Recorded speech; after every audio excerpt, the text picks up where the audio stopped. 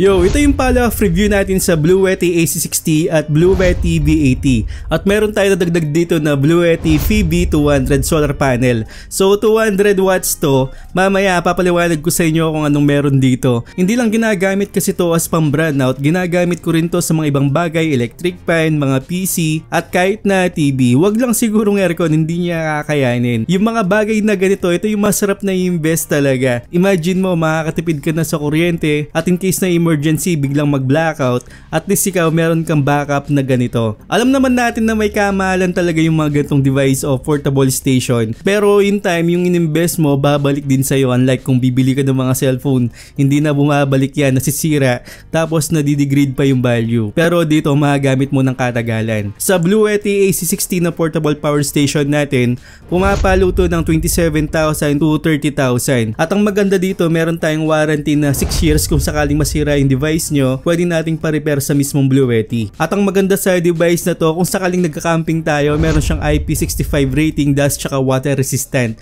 So nasabi ko na yan dati sa previous video ko, meron dun kung paano tayo nag-calculate ng capacity ng battery niya. Meron tong 403 na watt hour at pwede nating extend yan dito nga sa B80 natin. Pero mamaya na yung B80 natin, dito muna tayo sa AC60, meron tong turbo charging at ma-charge na siya o ma-full na siya in 1 hour lang.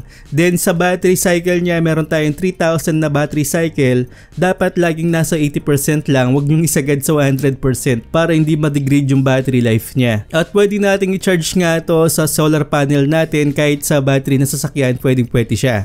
At ang pinakamaganda dito, meron tayong Bluetti apps para makontrol natin yung mga ibang bagay dito sa AC60 portable power station. At sa Bluetti B80 naman, pwede tayong mag-connect dyan para lalong lumakas o tumaas yung battery ng Bluetti AC60 natin. Ang presyo naman nito is nasa 27,000 to 30,000 din, at ang battery capacity nito 806 watt hours. So mas malaki to o doble yung capacity ng battery nito compare dun sa AC60. Ma-charge din natin to alone gamit yung charger ng AC60 natin. At hindi lang pang AC60 to pwede sa AC180, AB3A, EV55, EV70S para ma-expand nga natin yung capacity ng battery niya. At hindi lang yun, yung B80 katulad din siya ng AC60 na IP65 doesn't water resistant. So sa mga ganitong devices, alam mong tatagal talaga dahil sa rating na yan. Mabasa man yan ng ulan o kaya sa mga alikabok, kayang-kaya pa rin dahil nga dito sa IP rating niya. Kapag kinumbine natin yung AC60 ng battery ng B80, magkakaroon tayo ng 1,200 watt hour. So ganyang kalakas yan. At kung gusto nyo pa na palawakin talaga, doblein pa natin,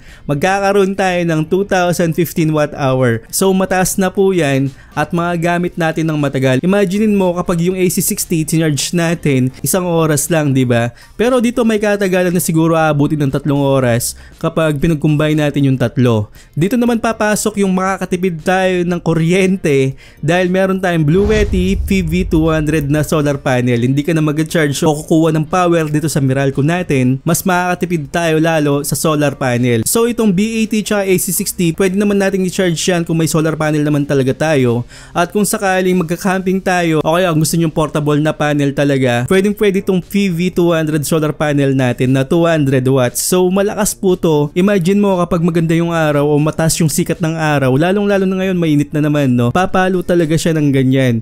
Ang nakukuha ko dito lampas 100 pero nasa baba kasi ako. Kung ilalagay ko to dun sa taas, mas gaganda yung harvest natin at mas tataas pa yung wattage na makukuha niya. So ang presyo naman nito nasa 20,000, which is sulit naman talaga. At itong panel na to monocrystalline siya, tapos meron siyang coating na ETFE. So portable din po to at meron din siyang warranty na 12 months. Sobrang convenient, lalong-lalo na kapag may solar tayo na ganito at madala mo siya kahit saan. Kung sakaling magka-camping kayo, pupunta tayo sa isang lugar at lalong-lalo na sa probinsya, minsan nawawalan talaga ng kuryente, kayang-kaya na po to. At kung gusto nyo mag-relax sa bukid o kaya sa dagat na walang kuryente, madala po natin to. May kabigatan lang talaga, pero kahit ng AC60 tapos yung solar hindalin natin, kayang-kaya naman. Yun nga lang talaga, mahirapan ka lang talaga magdala kasi nga mabigat tong mga devices na to. So lahat ng link ilalagay ko sa description at yung full review natin, meron akong full review dito, yung calculation nga ng wattage kung paano nakuha at ilang oras nating magagamit itong mga solar panel na ganito. So I hope na nakatulong ako sa inyo at huwag niyong kalimutan mag-subscribe sa channel ko at hit yung bell icon para sa mga ganitong unboxing reviews, bagong kaalaman at katarantaduhan sa channel na to. Once again, ako po si Paul.